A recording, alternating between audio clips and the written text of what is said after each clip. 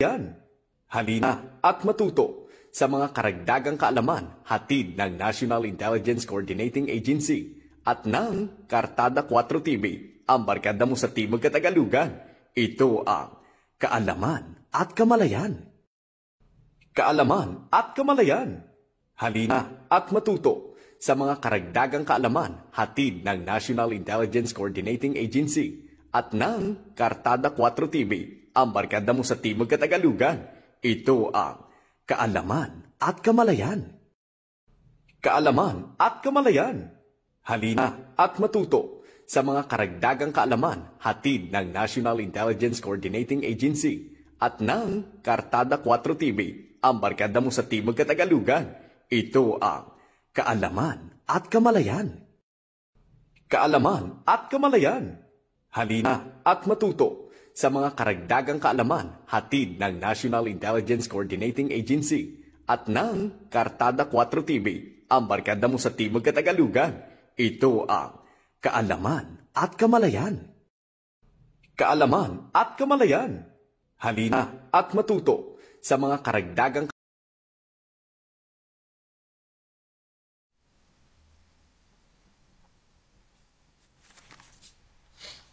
Isang magandang hapon sa aming mga taga-subaybay dito sa Kaalaman at Kamalayan segment ng Kartada 4 TV ng 4th Regional Community Defense Group. At sa aming pong mga viewers, huwag po nating kalimutang i-like at i-share itong ating live stream upang mas marami pa po ang maabot ng ating programa. Maaari din po tayong maglagay ng ating mga katanungan dyan po sa comment section sa ibaba. Ano po?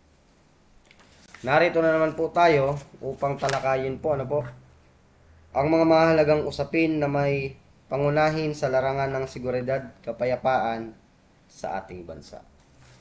Ayan, magandang hapon po muli. Ako po si Kasamang Ace, isa pong dating membro ng CPP, NPA, NDF at kusang nagbalik loob po sa ating pamahalaan. Ngayong araw po meron tayong tatalakayin, dalawang ano lang po ito, paksa lang yung ating tatalakayin. Una, yung Barangay Development Program ng National Task Force to End the Local Communist Armed Conflict, na kung saan ito po yung BDP sa mga barangay na siyang isinulong ng National Task Force LCAC nang maitatag ito. At makikita natin nagbunga ng napakaganda ito, partikular sa mga kanayunan areas, sa mga liblib na lugar na kung saan ay tumukoy doon sa problema ng insurhensiya sa kanayunan, kung bakit galit na galit yung kalaban dito, yung ating mga leftist group, hindi lamang yung NPA, maging yung kanilang mga legal at hayag na organisasyon ay galit na galit dito sa Barangay Development Program na isinulong ng National Task Force LCAC. Dahil nga, sa tagal ng panahon, ay nakita ng NTF LCAC na ang ugat ng problema na siyang nagmumula sa kanayunan ay ang kakulangan ng serbisyo ng pamahalaan pagdating sa mga liblib na lugar. Kaya ito po yung tatalakayin natin. Pangalawa naman, ay ang panawagan natin sa ating mga kababayan, sa mamayang Pilipino, hindi lamang sa buong sandatahang lakas, sa reservists and other sector ng ating lipunan, maging sa buong sambayan ng Pilipino, na ang ating bayan ay atin ito, at suportahan natin ang gobyerno at AFP sa pagtatanggol sa sarili nating bayan. Yan yung pangalawa nating tatalakayin, yung Batanes. Una po, yung Barangay Development Program, na kung saan ay sinabi ng dating membro ng Anak Bayan, isang dating membro ng Anak Bayan na kalaunan ay naging gerilya sa Timog Katagalugan. Ang kumalaban sa kanyang dating pambansang demokratikong organisasyon. Dahil sa pagbatikos nito sa National Task Force to End the Local Communist Armed Conflict o NTF-LCAC, at sa paninira sa mga naging tagumpay ng Barangay Development Program. Sabi niya, dapat ituring ang BDP bilang isang pamumuhunan sa ating mga barangay, hindi bilang korupsyon. Sa katunayan, ang mga proyektong ito ay pinanatili at tinataguyod mismo ng mga tao sa kanilang mga komunidad. Yan po ay pahayag ni kasamang Kim, dating membro ng Anak Bayan na nagbalik loob sa gobyerno. Siya po ay tumiwalag sa armadong pakikibaka ng Communist Party of the Philippines, New People's Army at National Democratic Front of the Philippines noong huling bahagi ng taong 2023. Ayon kay Kim, ang mga dating rebelde tulad niya ay nais ng seryosong pag-audit at pananagutan sa maling gawain sa pamahalaan. Subalit, kanyang binigyan diin na dapat ding siyasatin ang mga organisasyong batay sa kanyang personalidad na karanasan ay ginagamit ang isyu ng korupsyon upang ma-radikalisa ang mga kabataan. Sabi niya, kung tunay na nais ng Anak Bayan, batay po sa kanya kay kasamang Kim, mismo tinukoy niya ang Anak Bayan. Kung tunay na nais ng Anak Bayan na tugunan ng ugat ng armadong tunggalian, bakit nila sisiraan ang isang programang nagbibigay ng lakas sa mga komunidad matapos ang mahabang taon ng karahasan at kapabayaan? Yan po yung sabi ng ating kasama na nagbalik loob sa ating gobyerno. Ano po? Sabi niya, sa huli, hindi naman ito tungkol sa tunay na pagtawag ng pananagutan. Dagdag pa niya, ito ay paninira sa isang programa at ahensya ng gobyerno na siyang nagpatigil sa armadong insurhensiya ng CPP-NPA. Bilang dating organisador ng Anak Bayan, sabi niya, ang mga mainit na isyu gaya ng korupsyon at militarisasyon ay madalas na ginagamit upang hikayatin ang kabataan na mapaniwala ang armadong pakikibaka ang tanging solusyon, imbis na tumulong sa pagsasaayos ng mga serbisyo sa pamayanan. Kung walang mga programang ito, mananatiling vulnerable ang mga liblib na barangay sa impluwensya ng CPP-NPA. Yun ba ay nais ng Anak Bayan na manatiling mahina, pinabayaan at madaling makuha para sa pagre-recruit ang mga komunidad? Kung yon ang tinatawag nilang solusyon sa armadong tunggalian, sabi niya, hindi yon ang solusyon. No? Sabi ng ating kasama, ang problema sa dati naming mga organisasyon, kapag itinutuligsa sila sa pagtataguyod ng marahas at radikalisasyon bilang tanging paraan sa paglutas ng suliranin ng ating lipunan, agad silang sumisigaw ng red tagging. Ayan po, isang patunay, sabi ni kasamang Kim, pagka tinutukoy namin ang mga dati naming mga organisasyon, Anak Bayan, League of Filipino Student, yung tatlong party list, at yung Ulalya KMU, Anak Pawis, Piston Organization, Pamantik, ay sumisigaw agad kayo ng red tagging. Isang patunayan na nararanasan ni kasamang Kim, batay sa kanyang pagpapahayag, ay ganito rin yung inyong ginagawa. Sabi pa niya, binigyan diin niya ang objektibong pagturing sa Barangay Development Program, lalo na ang mga kalakasan nito, at hindi lamang ang aspeto na dapat pang mapabuti, ay hindi pagtatanggol sa National Task Force LCAC at pagbibigay katwiran sa korupsyon ng gobyerno. Kami ay mga dating rebelde, ay nagnanais ng buong pananagutan sa paggagastos ng pondo ng bayan sa parehong paraan na nais naming magkaroon ng pananagutan. Ang mga grupong ginagamit ang issue ng korupsyon upang mag-recruit para sa CPP, NPA, NDF.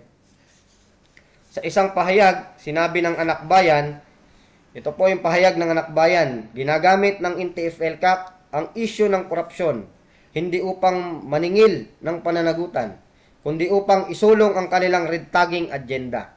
Idinagdag pa ng grupo na ang task force umano ay isa sa pangunahing salarin ng korupsyon sa gobyerno at ng teror sa mga komunidad, at tinawag ang DBP na peking programa na umano'y nagsisilbing daluyan ng kickback at paninindak ng Estado. Ayon kay Kakim, kasamang Kim, nang unang ipinatupad ang Barangay Development Program sa mga lugar na pinamumugaran ng kanilang unit ng NPA, nagbago ang damdamin ng komunidad. Naramdaman namin ang epekto nito sa aktwal na kalagayan. Ang mga komunidad na dati ay bukas na tumatanggap sa amin ay nagsimulang lumayo at mas naging mahirap ang pagpapakilos sa masa. Yung epekto po ng Barangay Development Program sa mga kanayunan, sabi niya, ay naging balakid sa mga membro ng New People's Army, na kung saan dati ang basing masa ay mabilis na mapapakilos. Sabi niya ngayon ay hindi na, lumayo yung mga masa, tinataboy na sila. Dahil nga nakikita ng taong bayan sa mga kanayunan ng mga masa na ang proyekto ng gobyerno mula sa nasyonal, regional, provincial hanggang sa maging lokal ay idinadala talaga yan sa mga barabarangay. Kaya isang tagumpay ng gobyerno ng NTF-ELCAC at tagumpay ng mamamayan yung Barangay Development Program na isinulong ng National Task Force ELCAC. Sa kanyang karanasan, sabi niya ito, sa kanyang karanasan, inilarawan ni Kakim ang DBP bilang isang post-clearance package ng mga batayang serbisyo tulad ng paaralan, health station, kalsada at kabuhayan na layong pigilan ang pagbabalik ng impluensya ng mga rebelde. Ang pagdedeklara ng cleared ng isang barangay mula sa NPA ay hindi nangangahulugang tuluyang nawala. Hindi tuluyang nawala ang banta. Ang tunay na pumipigil sa pagbabalik ng CPP, NPA, NDF ay ang tuloy-tuloy na pamumuhunan sa edukasyon, kalusugan, infrastruktura at suporta sa ekonomiya. Kapag naayos ang mga ito, makakarating na ang mga serbisyo sa komunidad nang hindi sinasabutahe ng CPP, NPA at ng kanilang lokal na makina. Simple lamang ang mensahe ng ating kasamang Kim at ng iba pang mga dating rebelde po ng kagaya namin. Dapat nating hingin ang audit ng pondo ng pamahalaan at parusahan ang mga magnanakaw, ngunit huwag sirain ang mga serbisyong pinagtutulungan mismo ng mga komunidad na mapanatili. Giit pa niya, ang tunay at tuloy-tuloy na paghahatid ng batayang serbisyo ang pumipigil sa pagre-recruit at nagbibigay ng dahilan sa mga pamilya na piliin ang mapayapang pagbabago kaysa sa armadong pakikibaka. Para sa maraming barangay, malinaw itong patunay na may malasakit ang ating gobyerno. Hindi upang takutin sila, kundi upang wakasan na ang gulo at dahilan at dalhin ang kapayapaan at kaunlaran sa mga lugar na dating kuta ng insurhensiya. Yan po yung pahayag ng ating kasama, isang dating membro po ng Anak Bayan, na ngayon po ay nagpapahayag, partikular doon sa Barangay Development Program, na talagang naging balakid sa New People's Army pagdating sa mga kanayunan areas. Isang patunayan na ang NTF-ELCAC ay isang bigwas sa CPP, NPA, NDF. Kaya kung makikita natin, mga kababayan namin, kung makikita nyo, hindi lamang CPP ang nasasaktan, maging yung kanilang mga leftist front organization, gaya ng KMU, Anak Bayan, LFS, at yung Kabataan Party List, isa yan sa kumukontra dyan sa Barangay Development Program ng National Task Force ELCAC. Isa pa yung Gabriela Party List at yung Alliance of Concerned Teacher Party List. Yan yung tatlo. Anak Pawis at yung Anak Bayan, kung makikita natin, lahat ng mga ginaganap na rally o kilos protesta sa Maynila, ang patuloy nilang sinisigaw ay yung patuloy na puksain ang National Task Force ELCAC. Sinasabay lang nila yung mga issue ng korupsyon, Totoo naman, talagang may korupsyon sa gobyerno. Pero patuloy nilang ginagamit yan, ginagawang tungtungan yung mga issue at pinapakilos, dahil nga issue yan, isyong panlipunan, at syempre talagang magagalit ang taong bayan, sinasamantala ito ng CPP, para mapakilos at magalit ang damdamin ng taong bayan at kalaunay turuang magalit sa gobyerno. Kung makikita natin, ang bagong issue ngayon sa ilalim ng DPWH, no? Ngayon po merong rally sa House of Representatives sa Maynila, ano? At bit-bit na issue nila ay yung korupsyon sa DPWH. Siyempre, makikita doon sa mga placard, no? Sinisingil nila ang administrasyong Marcos, no? At hindi lang 'yan, makikita nyo rin na pinapabuwag nila ang NTF-ELCAC. Isang patunayan na pag may bagong issue, gagamitin yung bagong issue para gawing tungtungan, no? At siyempre itatambol sa kalsada para makita, no, ng taong bayan. Pero kung makikita natin, hindi siya pangunahin, no? Hindi talaga siya pangunahing issue na kanilang tinatambol. Kumbaga, sinasakyan nila 'yan dahil nga may isyong pampolitika sa gobyerno, sasabayan nila. Ganyan naman ang political tactics ng CPP, NPA, NDF, ano? No, pag may krisis sa politika, 'yan sasabayan nila. Krisis sa militar, halos lahat 'yan, no? Yan yung ginagawang tungtungan. Isang patunay na ang makikita nyo doon sa lansangan, sa pangunguna ng bayan muna, no, yung sumisigaw doon sa mic, na kung saan sila yung nanggugulo. Ngayon po, nanggulo sila, no? Binato nila ng putik, mga pintura, yung ating mga kapulisan. Kung makikita nyo sa video, search nyo lang yung Alter Media. Ito yung kanilang daluyan ng mga post kontra gobyerno, Alter Media. Makikita nyo sa post, yung ating mga kapulisan ay tahimik na nagbabantay doon sa gate ng House of Representatives. Subalit ano ang ginawa ng bayan muna, sa pangunguna ng bayan muna, no? Nagkaroon po ng kaguluhan, no? Imbis na mapayapang agenda para isigaw yung issue ng korupsyon, ang ginawa nila ay pinagbabato nila ng putik, pintura, kaya nagkagulo po doon ngayon sa Maynila, no? Isang patunayan na ginagamit nila para magalit, no? Para magkaroon na naman ng issue ang pulis. Dahil syempre, magkakaroon niya ng hulihan dahil labag naman sa batas yung gagawin nila, no? Pananakit, pambabato, syempre may masasaktan, huhulihin yan, no? Magkakaroon ng hulihan. Sasabihin na naman nila, human rights violator na naman ang ating mga kapulisan.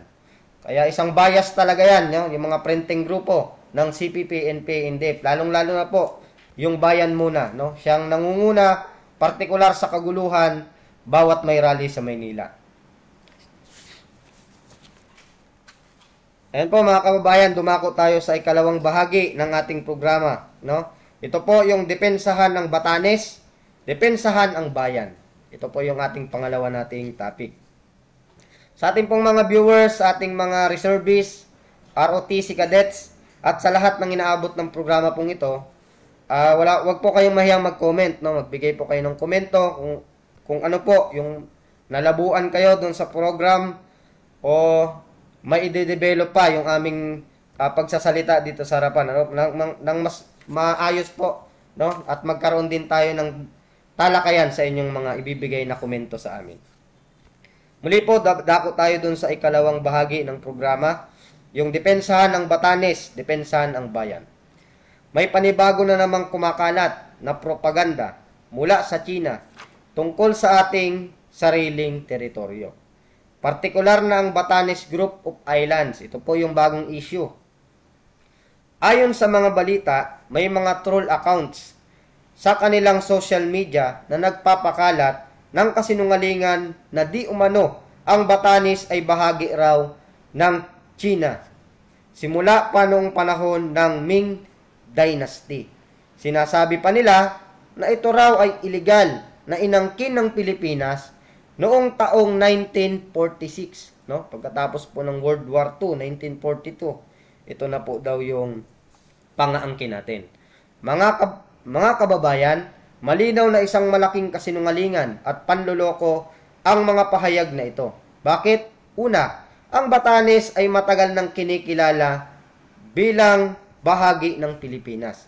Nasa hilagang bahagi ito ng Luzon at sakop na sakop ng ating pambansang teritoryo.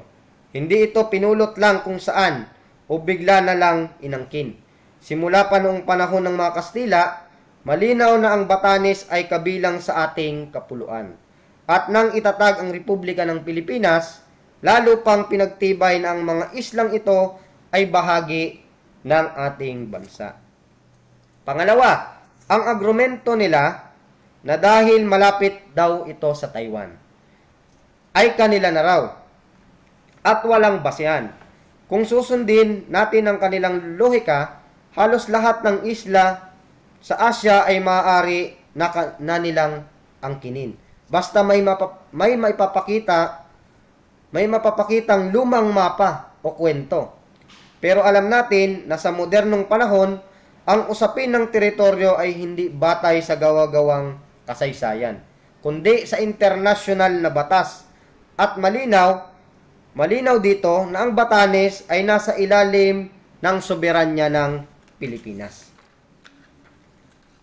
Kaya huwag tayong padadala sa mga maling impormasyon. Ang layunin ng mga ganitong propaganda ay guluhin ang ating mamayan at pahinain ang ating paninindigan. Pero tandaan po natin, ang kasinungalingan ay hindi naging totoo kahit paulit-ulit mo itong sabihin. Mga kababayan, hindi bago sa atin ang ganitong taktika. Ginagawa rin nila ito sa West Philippine Sea, kung saan pilit nilang pinapakita na kanila raw ang mga bahura at isla, kahit malinaw na ito ay bahagi ng ating exclusive economic zone. At ngayon, sinusubukan nilang gawin ito sa Batanes. Pero dito pa lang, dapat ipakita na natin na hindi sila uubra. Kaya napakahalaga ng papel ng ating pamahalaang gobyerno at ng Armed Forces of the Philippines at ng Philippine Coast Guard na araw-araw ay nagsasakripisyo upang bantayan ang ating karagatan at ang ating mga isla. Kung hindi sa kanilang katapangan at dedikasyon, baka mas malawak pa ang inaangkin ng mga banyaga. Kaya bilang mga ordinaryong mamayan, ang may tutulong natin ay maging mapagmatyag, maging mapanuri, at higit sa lahat, buong pusong sumusuporta sa ating pamahalaan sa laban para sa ating pambansang teritoryo. Kaya mga kababayan, huwag nating kalimutan, ang Batanes ay atin. Ang West Philippine Sea ay atin. Ang buong kapuluan ng Pilipinas ay atin. Walang sino man, gaano man kalakas, ang pupwedeng bawiin sa atin ang sariling ating bayan. Kaya nananawagan ako sa lahat ng nanonood ngayon, sama-sama tayong tumindig, ipakita natin ang ating pagkakaisa at ipakita natin sa mundo na ang mga Pilipino ay handang ipaglaban ang ating soberanya at ating kinabukasan. Maraming salamat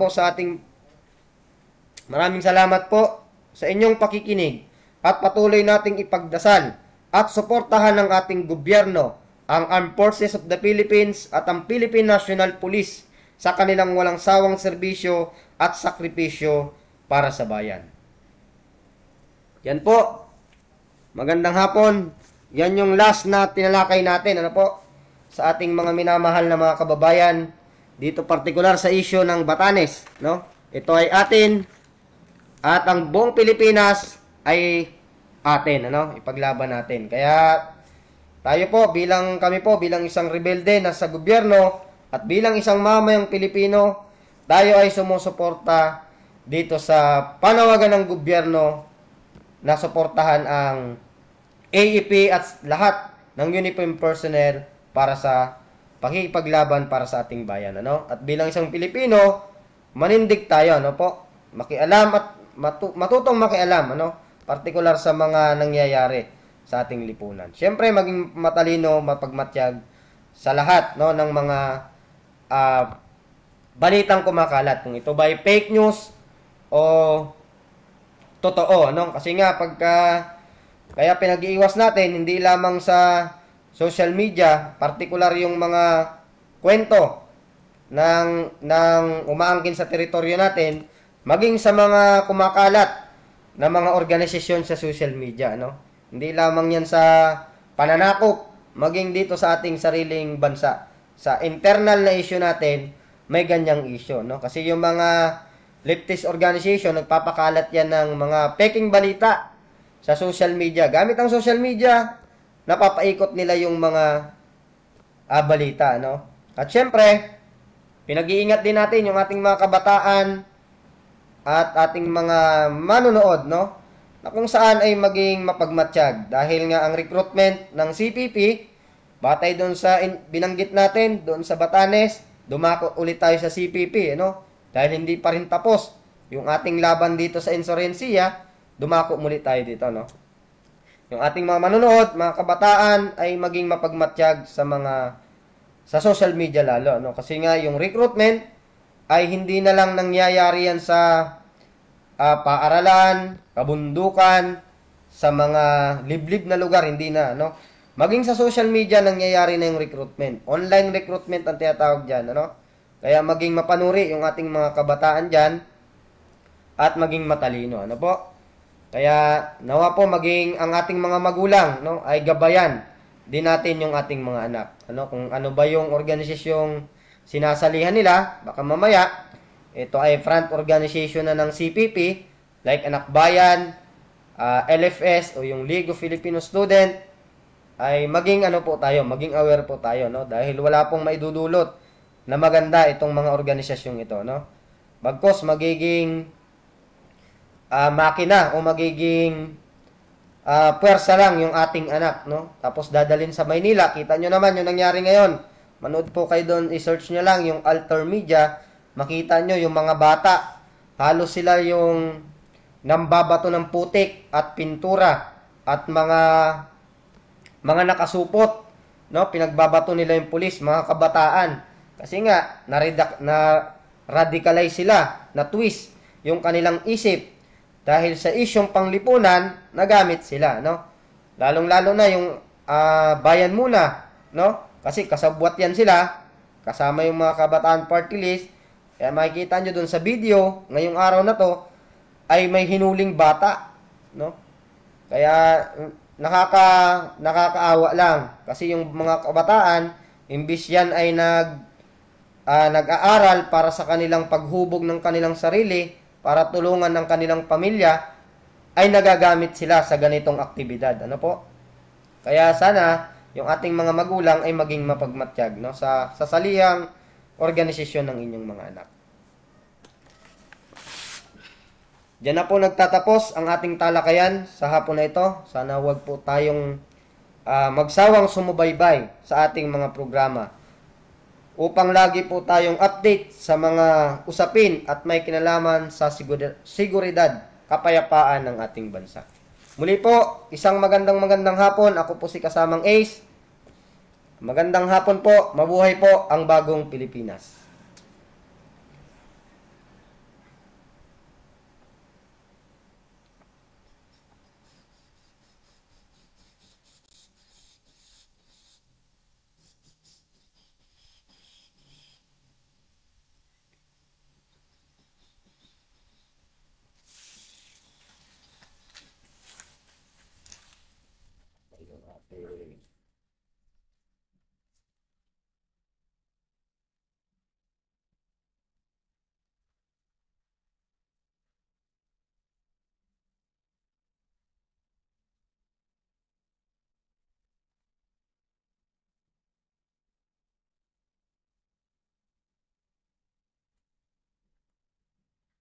Gracias.